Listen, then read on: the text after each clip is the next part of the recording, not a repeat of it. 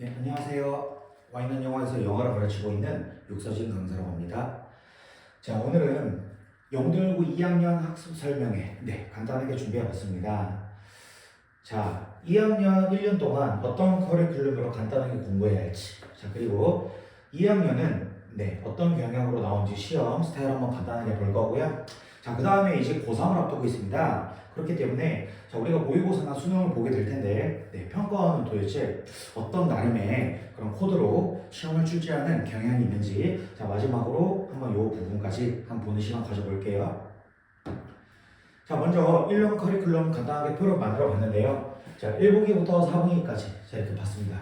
자, 우리가 지금 1학년 지나고 2학년이기 때문에 모의고사는 제가 꾸준히 푸는데요. 자, 당연히 그 이전에 구문은 1년 동안 계속 가져가야 됩니다. 네, 구문은 계속해서 가져가고요. 자, 어휘 당연하죠. 당연한데, 자, 저는 그냥 이렇게 전반기 때랑 후반기 때 수능 이렇게 나눠봤는데요. 물론 이거는 학생의 실력에 따라서 얼마든지 바뀔 수 있습니다. 그렇지만 일반적으로 1월부터 6월까지는 고교 기본 어휘 최소한 한 7회독 정도 내가 가지고 있는 그런 단어 교재 7번 정도는 돌리고 그 다음에 수능 어휘 가야 합니다. 어차피 겹치는 단어 많습니다. 그렇기 때문에 대충 그냥 하고 넘어가봤자 어차피 안 되죠. 자, 그 다음 구문 같은 경우 뭐 EBS 교재라든지 뭐 사설 교재 다 좋습니다. 네, 그래서 저희 학원에서 하고 있는 그런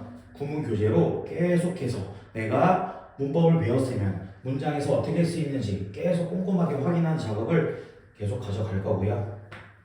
자, 모의고사 당연히 학교에서도 보고 그 다음 학교에서뿐만이 아니라 자, 내가 교육청 평가원 모의고사 그쵸? 계속 주 몇 회 계속 풀고 있어야 합니다. 현재는 2학년이기 때문에 어느 정도 시간이 있죠. 그래서 뭐 어려웠다 쉬웠다 뭐 등급대 이런 거 생각 안 하고 그냥 닥치는 대로 다 최대한 많이 풉니다. 네, 당연히 평가원 모의고사가 중점이 돼야 되겠지만요. 이렇게 계속해서 수업을 진행하는데요. 기본적으로 내신이 있죠. 네, 내신 한번 보면 어쨌든 1학기 때 두 번의 시험을 보는데요. 보통 고등학교는 어떻죠? 모의고사 2회분이 시험 범위죠. 그럼 대략 한 40 몇 질문 정도가 되고요. 또 거기다가 교과서 질문 이렇게 추가가 된다는 거죠. 네, 현재 2학년은요. 네, 그래서 시험 범위의 모의고사 당연히 꼼꼼하게 공부를 하고요.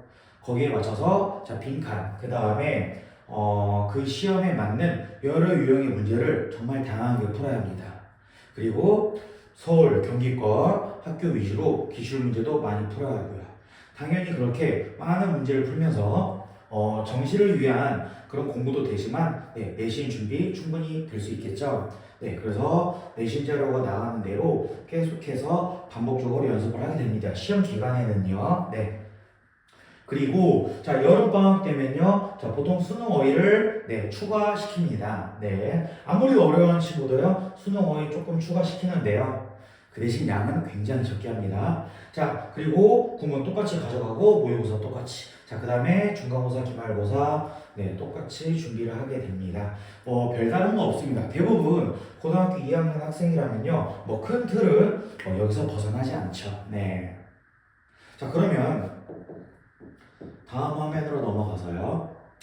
영돌고 2학년 시험 경영이 어떻게 되는지 올해 자, 1학기 기말고사 한번 문제를 가져왔습니다. 어떻습니까? 영동일고 총 30문제입니다. 네, 선택형 즉 객관식이죠. 20문제. 그 다음에 서답형 쓰는 거죠. 멜문화입니다. 즉 60점, 40점.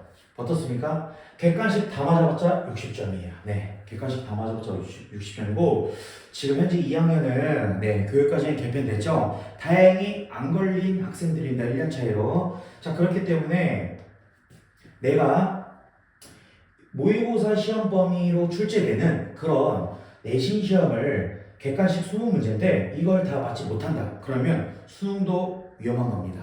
네. 서답형은요 어렵습니다. 네, 실제로 왜 어려운지 밑에서 말씀드릴게요. 자, 먼저 시험 범위 모의고사 2회분이죠. 자, 그렇지만 자, 특기 당연히 제외되고요. 그 다음 18번부터 19번 제외됩니다. 자, 그럼 대입학 문제죠. 20, 21, 22, 23, 24. 요 5질문과 그 다음에 도표 안내문 문제 당연히 빠지고요. 그냥 마지막 이야기글 장문독해 빠집니다. 왜 빠질까요? 네, 이 부분은 대부분의 학생들이 쉽게 다 수능에서 맞추는 부분이기 때문이죠. 자, 그 다음 플러스 교과서 자료인데요. 이번에 영문고 2학년은 A4 용지 한 장에 시험 범위 총 3과의 지문을 요약해서 그 중에 일부분만 발췌해서요. 짧은 그런 한 문단 총 3문단입니다. 네, 그렇게 A4 용지 한 장이 준비해줬습니다. 요거는 그냥 여기서 한 문제 정도 출제됐고요. 당연히 중요한 건 뭡니까? 네, 모의고사 2회분. 요게 제일 중요하겠죠. 자, 그러면 객관식은 어떻게 나오냐? 모의고사의 유형과 굉장히 비슷하게 출제합니다. 네, 실제로 뭐 그렇게 객관식은요 변형도 거의 없고요. 그 다음에 주제, 제목, 묘지, 대입학 부분이죠. 그 다음은 어려워하는 빈칸 순서 삽입 당연히 모의고사와 굉장히 유사하게 출제됩니다. 또 40번에 해당하는 요약문도 나오고요. 물론 모의고사처럼 요약문이 한 지문만 나오는 거 아닙니다. 네, 두 문제까지도 나오고 있고 세 문제도 나올 수 있어요. 결론은 객관식은 쉽습니다. 영문은요. 네, 다소 평양 수준이라서 실제로 대부분 학생들이 다 맞거나 뭐 한 개 정도 틀려요. 네, 그러니까 50대 후반 다 맞으면 60점 이렇게 확보는 된다는 거죠. 자, 그러면 이렇게 두세 문항씩 주제 요약 문제 뭐 이렇게 다 골고루 출제됐는데요. 어디서 학생들이 점수를 따기 어려울까요? 당연히 서답형입니다. 네. 그런데 자, 시험 범위 중에 유형 중에요. 주제 요약은요. 서답형과 관련이 많습니다. 자, 왜냐하면 뒤에서 문제 보여드리겠지만 서술형 지문 중에 주제를 두 줄 정도 써놔요. 요약도 요약문을 써놔요. 거기다가 빈칸 툭 뚫어놓고 단어 쓰라고 합니다. 그렇기 때문에 여러분들이 공부를 하실 때 주제 요약을 한번 내 스스로 한번 만들어보는 그런 공부를 객관식 공부할 때도 계속해서 꾸준히 해주셔야 돼요. 자, 그럼 이렇게 공부를 했는데 서답형 몇 문제죠? 10문항인데 이번에 전부 단어 쓰는 걸로 나왔어요. 즉 이번에 전체 어떤 한 문장을 영작하라는 건 안 나왔고요. 단어 쓰라고 나왔습니다. 10문항 전부요. 저는 개인적인 생각인데 자, 이렇게 나왔다는 거 어떻습니까?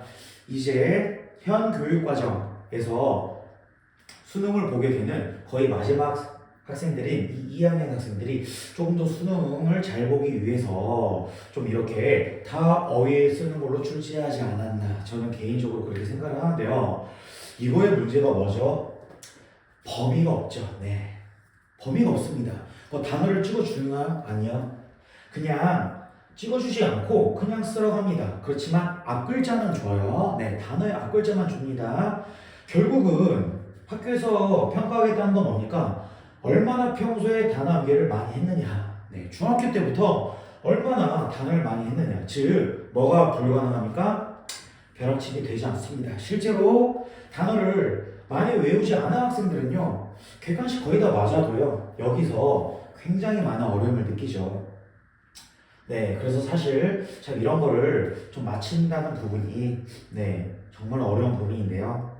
그러니까 지금 혹시나 이거를 보고 있는 중학생들, 중학교 때부터 영도열고 만약에 올 생각이라면요, 단어 정말 많이 외워야 됩니다. 네, 그래서 결국은 영도열고에서 고득점 맞으려면 현재 기준으로요, 단어 물론 많이 외워야 되고요, 서술형이기 때문에 당연히 스펠링 정말 열심히 외워야 합니다. 그래서 단어량 많이 가져가야 되는 거 기본, 그 다음 스펠링까지 꼼꼼하게 공부를 해줘야 돼요. 네.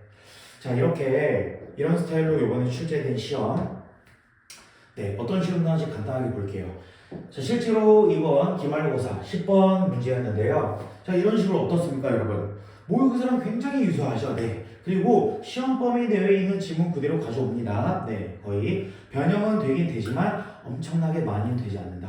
결국은 내가 공부를 할 때 주제 파악을 제대로 하고 어떤 문장이 근거였는지 살펴보면요. 네, 충분히 맞출 수 있는 부분이죠. 저도 실제로 영동일고 2학년 학생이 자, 이 문제를 어떻게 맞췄을지 제가 한번 간단히 말씀드려 볼게요. 자, 이 글은 첫 번째 self-report 데이터에 대한 글이었는데요. 자, 빈칸이 여기 뚫렸습니다. 그럼 쭉 읽어 나가면서 주제를 파악하고요. 소재랑. 자, 여기 빈칸 문제 무조건 잘 읽어야죠. 한번 간단하게 읽어볼게요. 자, 가장 문제가 되는 그런 이런 왜곡들 중 하나는 자, 왜곡들 중 하나가 뭐래요? 삐리리래요. 아, 비동사는 대표적인 제준술 관계죠. 그렇기 때문에 왜곡들 중 하나가 뭐지? 하고 봤더니 아, 감사합니다 해야 됩니다. 왜죠? 관계대명사가 나왔거든요.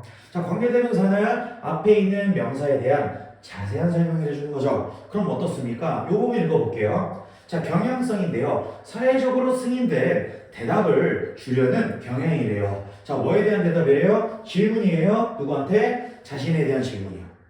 나에 대한 어떤 질문이 들어왔을 때 사회적으로 승인된 대답을 주려는 경향성입니다. 그럼 뭡니까? 관계대명사도 앞에 있는 명사와 같다는 거죠. 같다는 겁니다. 자, 관계대명사도 제준술이에요. 그러면 뭡니까? 사회적으로 승인된 대답을 주려는 거. 이거 넣어야겠죠. 뭡니까? 1번. 사회적으로 바람직한 바이어스. 편향성이죠. 어떻습니까? 사회적으로 승인된 대답. 사회적으로 바람직한 편향성. 자연스럽게 1번으로 쉽게 고를 수 있는 문제였습니다. 자, 하나만 더. 자, 바이어스를 혹시 편향, 편견 이렇게만 기억하고 있는 학생이 있다면 쉽게 이 답을 못 골랐을 텐데요. 저는 단어의 이미지화를 계속해서 아이들한테 조금 주문을 하고 있습니다. 역시나 바이어스는요. 편향, 편견 이런 안 좋은 뉘앙스의 뜻만 있는 게 아니라요. 결국은 치우침이라는 이런 이미지를 떠올리도록 시키고 있습니다. 네, 좋은 쪽으로 치우치면요 당연히 플러스 단어가 되는 겁니다. 자, 이런 단어 이미지까지 충분히 기억하고 있던 학생들은 네, 이런 식으로 쉽게 맞출 수 있는 문제였습니다. 자, 다음 질문 가보면요. 자, 이런 식입니다. 자, 서술형이죠. 자, 서답형이요. 자, 이 질문에 대한 뭡니까? 자, 요약문입니다. 요약문이 이렇게 나와 있는데요. 여기다가 어떻습니까? 네, 한 글자만 줬어요. 모릅니다. 네. 그렇기 때문에 우리가 단어, 어떤 단어가 들어가게 될지 압니다. 자, 스마일링은 삐리리한 인간의 능력입니다. 어떤 능력이지? 물론 우리는 이 시험을 굉장히 많이 읽어보고 공부를 했기 때문에 어떤 능력인지 대충 압니다. 여기서도 단어가 나와 있죠. 힌트가 나와 있죠. 뭐예요? 빌딩이죠. 네, 내재된 능력이다. 웃음 정확하게 붙는다는 거 알 수 있겠죠. 그렇지만 I로 시작하는 단어가 뭔지 모르면 네, 절대 쓸 수 없죠. 그렇기 때문에 명령일보는 이 서답형이 굉장히 어렵다고 할 수 있습니다. 자, 두 번째도 마찬가지입니다. 자, 그러나 그것은요, 삐리리 된대요. 어웨이. 뭐 없다면, 뭐가 없다면, 적절한 사회적 피드백이 없다면요. 자, 이 부분은 어디 있을까요? 네. 결국에는 피드백이 없다면 뭐가 된다고 했습니까? 여기 나와 있는데 잠시만요. 네, 여기 있네요. 네, 죄송합니다. 자, 올바른 피드백이 없다면 웃음은 뭐합니까? 죽는다. 죽는다 여기 들어가야 돼요. F로 시작하는 죽는다가 뭐죠? 네, 모르면 못합니다. 네, 그래서 정말 단어 중학교 때부터 또는 고등학교 와서도 정말 많은 단어 외워야 합니다. 자, 뭐 이 단어는요, 뭐 innate, 그렇죠? 뭐 타고난 내재적이 또 inborn 뭐 이런 것들을 쓸 수 있다는 겁니다. 아는 친구들은요. 자, 그 다음에 답은 뭐였습니까? fade away였습니다. away 여기 있죠? 결국은 죽는다는 건 뭡니까? 사라진다는 거죠. 이런 식으로 출제가 되고 있기 때문에 네, 단어 정말 많이 외워줘야 할 겁니다. 자, 그 다음 네, 이렇게 간단하게 객관식한 문제, 서술형 문제 살펴봤는데요. 자, 그 다음은 그러면 우리가 지금 현재 학생들은 어떻죠? 정시에 네, 많은 그런 힘을 주고 공부하는 학생들도 많겠죠. 자, 그럼 평가원은 도대체 어떤 코드로 수능이라는 시험을 출제하는지 한번 간단하게 우리가 한번 같이 봐볼게요. 자, 우선 많은 학생들이 알고는 있지만 자꾸 잊어먹는 것 중 하나가 결국은 한 지문당 주제는 하나라는 거예요. 이게 아무것도 아닌 것 같지만 굉장히 중요하죠. 수능이 시행된 94년도부터 현재까지 절대로 어긴 적이 없는 원칙입니다. 네. 자, 그런데 우리가 그 주제를 파악해야 되는데 평가는 어떻습니까? 주제가 한 개가 아닌 척 자꾸 연기를 한다는 거죠. 어떤 식으로요? 패러프레이징, 단어를 바꾼다는 거죠. 그 다음 정보량을 과다하게 줍니다. 되게 많이 줌으로써 주제를 학생들이 못 찾게 한다는 거죠. 결국은 하다한 문장과 이지한 문장이 있는데 둘 중에 뭐를 선택할 거냐는 거예요. 실제로 70분 안에 그 수능이라면 어려운 질문들이 있는 걸 과연 시간 내에 다 이해하고 푸는 학생이 몇 시간 될까요? 네, 대부분 그렇지 않다는 겁니다. 자, 그러면 한 지문에 어려운 것과 쉬운 문장이 있으면 당연히 학생들은 어디에 집중해야 됩니까? 네, 당연히 쉬운 문장에 집중을 해야 됩니다. 자, 예를 들어 첫 번째 문장이 하드합니다. 두 번째 문장도 하드예요. 세 번째 문장이 쉽습니다. 네 번째 문장 하드하고요. 다섯 번째 문장 쉬워요.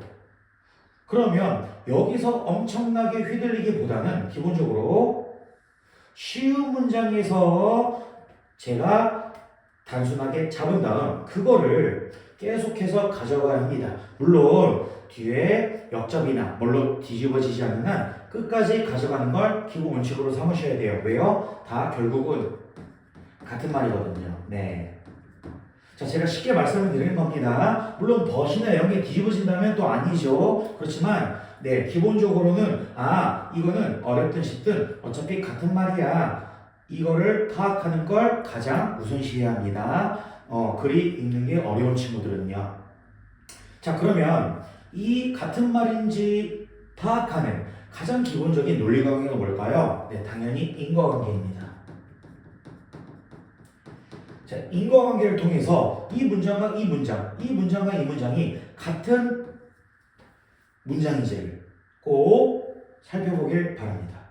한 가지 예시를 가져왔는데요. 자, 이런 문장이 있다고 쳐봅시다. 자, 첫 번째 문장, 나는 그녀를 좋아한다고요. 두 번째 문장, 그녀와 함께 있으면 삶이 아름다워 보인다고요. 자, 세 번째 문장, 상호작용적 황홀감이라는 말이 있습니다. 어떻습니까? 이 세 문장 다 다를까요? 같을까요? 네, 다 같습니다. 겉보기에는 달라 보이죠? 그렇지만 자, 인과관계를 통해서 기본적으로 자꾸 붙이려는 그런 습관을 들여주셔야 됩니다. 자, 나는 그녀를 좋아해. 그녀와 함께 있으면 삶이 아름다워 보인다. 왜 그렇죠? 나는 그녀를 좋아하니까 같이 있으면 삶이 아름다워 보이는 거겠죠. 인과관계로 되죠. 자, 그 다음 두 번째 문장, 그녀와 함께 있으면 삶이 아름다워 보인다와 상호작용적 황홀감은 왜 같을까요? 그녀와 함께 있으면과 상호작용적 같은 말일까요? 다른 말일까요? 생각해 보십시오. 네, 같은 말이죠. 뭐 한 거죠? 네, 패러프레이징 했다고 볼 수 있습니다. 그녀와 함께 있다는 건 뭡니까? 상호작용, 누군가와 같이 한다는 거죠. 그 다음 삶이 아름다워 보인다. 그러니까 뭐 한다는 겁니까? 황홀하다는 거죠. 즉 인과관계로도 되네요. 이렇게 다소 너무 억지스럽지 않나? 이렇게 생각이 들더라도 지금부터 계속해서 이런 식으로 한 문장 한 문장 붙이려고 해야 실제 수능 시험장에서 보일 거예요. 네. 자, 그러면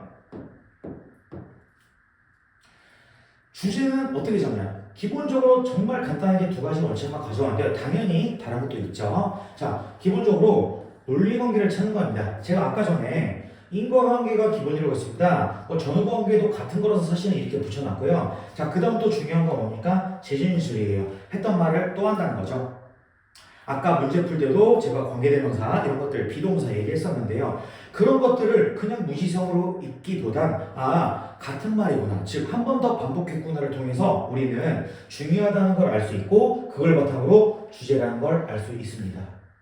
자, 그 다음 같은 말인 걸 찾았다면 덩어리로 자꾸 묶어주려고 해야 합니다. 자, 뭘로요? 내용 간 유사성을 통해서 자꾸 묶어주려고 하는 겁니다. 자, 제가 문장 이렇게 간단한 걸 묶었어요. 그 다음에 뭐 예를 들어 벗이 나오고요. 또 다른 덩어리가 나옵니다. 그럼 이 두 가지 덩어리 가지고 선지로 내려가는 겁니다.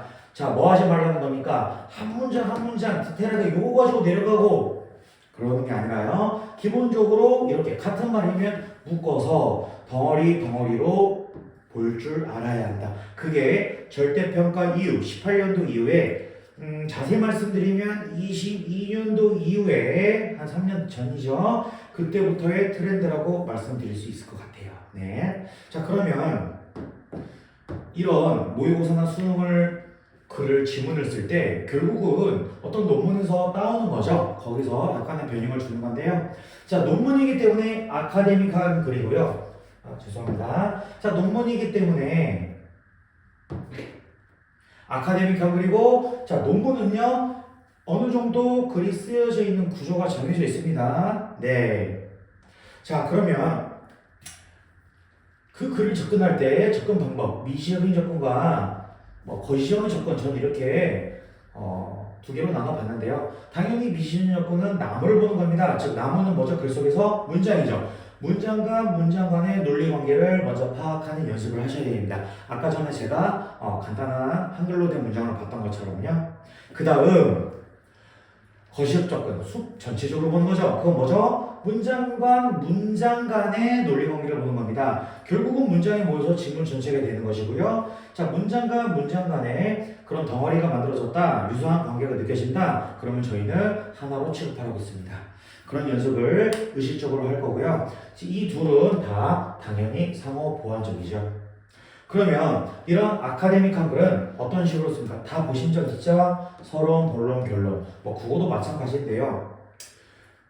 전체적인 틀은 이렇다는 겁니다. 자, 반드시 이게 다 나와야 되는 게 아니에요. 자, 먼저 이거부터 말씀드릴게요. 당연히 한 지문의 주제는 하나니까 얘는 무조건 있습니다. 자, 그런데 오해하지 마세요.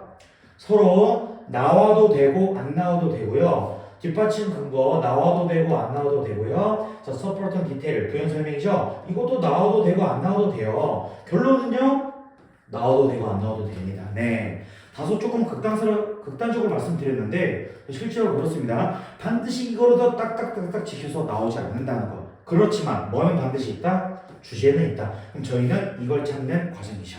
문제를 푸는 게요. 자, 먼저 서론은 뭡니까? 글의 제일 위에 있기 때문에 읽는 사람들이 읽게 만들어야죠. 즉 흥미 유발이 주 목적이라는 겁니다.